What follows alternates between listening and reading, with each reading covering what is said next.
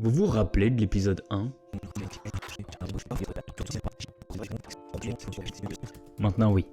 Plus sérieusement, on vit dans un monde où tout va vite, où l'on se soucie davantage du passé ou du futur plutôt que d'apprécier le moment présent. Pourtant, hier est derrière, demain est un mystère, mais aujourd'hui est un cadeau. C'est pourquoi on l'appelle le présent.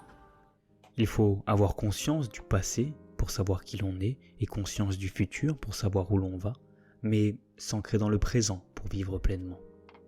Le problème, c'est qu'aujourd'hui, on est persuadé que l'argent, le temps et notre environnement est une barrière à être pleinement épanoui, alors que ce sont nos choix. On peut trouver le bonheur même dans les moments les plus sombres. Il suffit de se souvenir d'allumer la lumière. Une façon de vivre le présent, c'est de faire ce qui nous passionne. Et moi, le développement physique et mental, c'est ce qui me passionne le plus. Peut-être trop. J'ai arrêté de boire, j'ai arrêté de fumer. Ah, vous êtes devenu chiant. Non, mais je veux dire, vous êtes plus angoissé, mais vous êtes chiant. En réalité, si être en bonne santé physique et mentale, c'est être chiant, alors sachez que je suis d'un ennui mortel. Car j'aime toutes ces conneries de développement personnel. M'entraîner dur, me lever à 5h du matin pour aller courir, prendre une douche froide en rentrant, aller camper alors qu'il pleut à torrent. Être avant tout un grand enfant. Apprendre de nouvelles choses.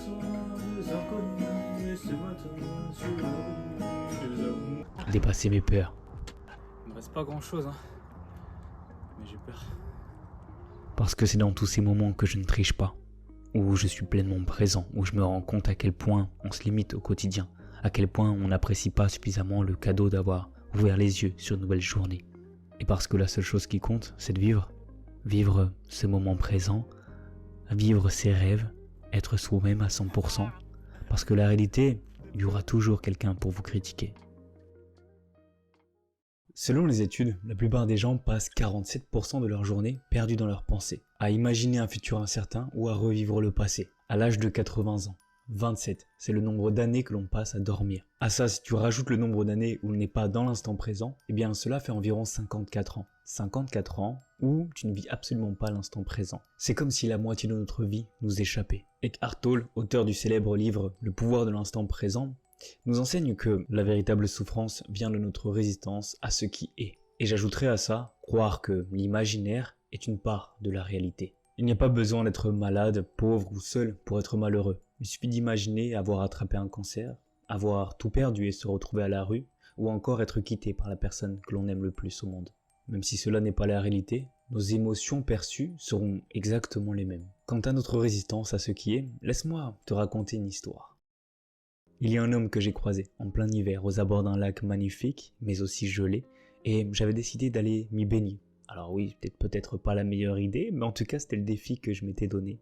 Eh bien, je le sentais qu'il maudissait ce jour et ce froid, et s'imaginait en plein été, en train de siroter son cocktail et se dire « Pourquoi je suis pas en vacances finalement ?» Alors une fois à ses côtés, je lui ai dit « Ce lac est magnifique aujourd'hui, n'est-ce pas ?» Et il m'avait répondu qu'il faisait un froid glacial et qu'il n'y avait absolument rien d'agréable. Je me suis mis à rigoler parce que je savais pertinemment que j'allais m'y baigner, et je lui ai simplement dit « Mais l'été, ça vous est jamais arrivé de trouver que la chaleur était étouffante et de vouloir à tout prix un endroit bien frais ?» Il a rigolé, il m'a dit « Oui, c'est vrai. » Je lui ai dit « Mais l'hiver, c'est le moment où on respire le mieux. Essayez, fermez les yeux un instant, prenez la plus grande inspiration et voyez à quel point le froid vous remplit de vie. Et puis une fois les yeux ouverts, regardez à nouveau ce lac gelé.